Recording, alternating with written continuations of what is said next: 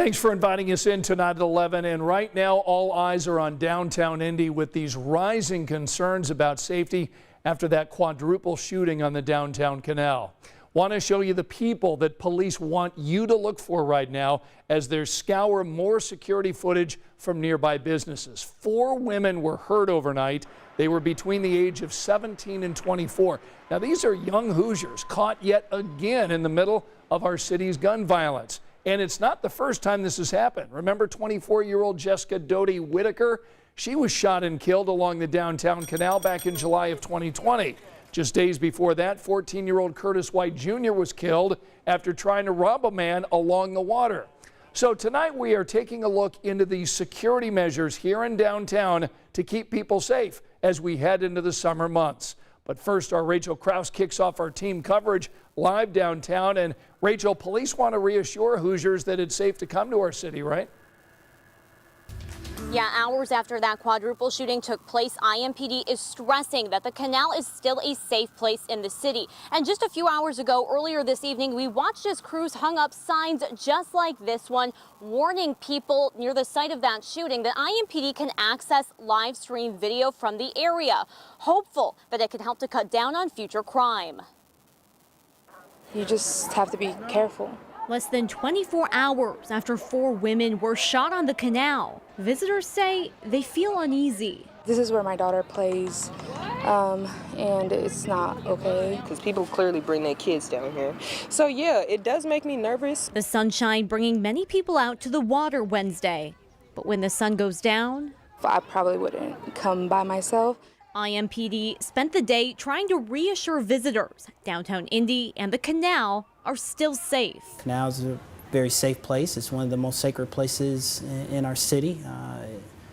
IMPD and the city have invested hundreds of thousands of dollars down there in terms of overtime and technology to ensure the safety of those on the canals. Including expanding the B-Link camera network, connecting personal and business security cameras with IMPD's cameras around the city. That network is what captured this photo police released in hopes of identifying the suspects in this latest shooting. Plus, added overnight patrols are paying off, with 2 IMPD officers responding quickly early this morning after hearing the shots fired. Again, that's why we had our officers down there on overtime. And certainly, again, whether it's 2 o'clock or it's midnight, I mean, it's concerning. Anytime somebody is willing to shoot in such a public space and endanger those around them, we have to take this very seriously. Adam says technology will be essential to solving this, and hopeful it can help to curb future crimes too. Signs in the area now letting visitors know what happens here can be seen by IMPD. More patrols and safety measures in place helps to make some canal goers feel more comfortable. If anything was to happen, there are already people around aware. But still concerned for their safety. It does indeed. It's something that we have to be cautious about. IMPD says they'll have officers out in the area tonight once again patrolling as they work to keep the canal and the community here safe. But they're asking for the public's help in being able to solve this quadruple shooting that happened in the canal overnight. And to do that, they need your help. Anyone with any information about what happened is asked to contact IMPD or call Crime Stoppers at 317-262-TIPS. Scott? Yeah, hopefully they'll be getting some leads thanks to your report. Rachel, thanks so much.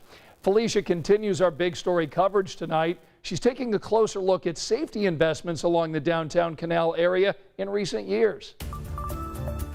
In summer 2020, Indy leaders announced new investments around the downtown canal after an increase in violence. Among the changes, adding 2 IMPD overnight patrols between 10:30 p.m. and 5 a.m. The city also worked on repairing streetlights along bridges, and new security cameras were installed near Michigan and Indiana streets, along with the Walnut Street Bridge.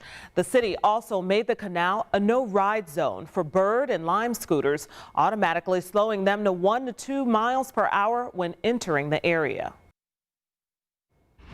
Now, some people are still wondering tonight if those safety changes go far enough. Is there more to be done to secure our downtown area?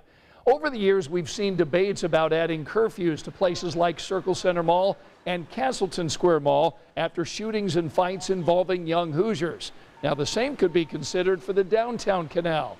IMPD is also keeping a close eye tonight on bars and clubs which have been linked to recent violence downtown, including Ebony and Ivory, Taps and Dolls, and Tiki Bob's.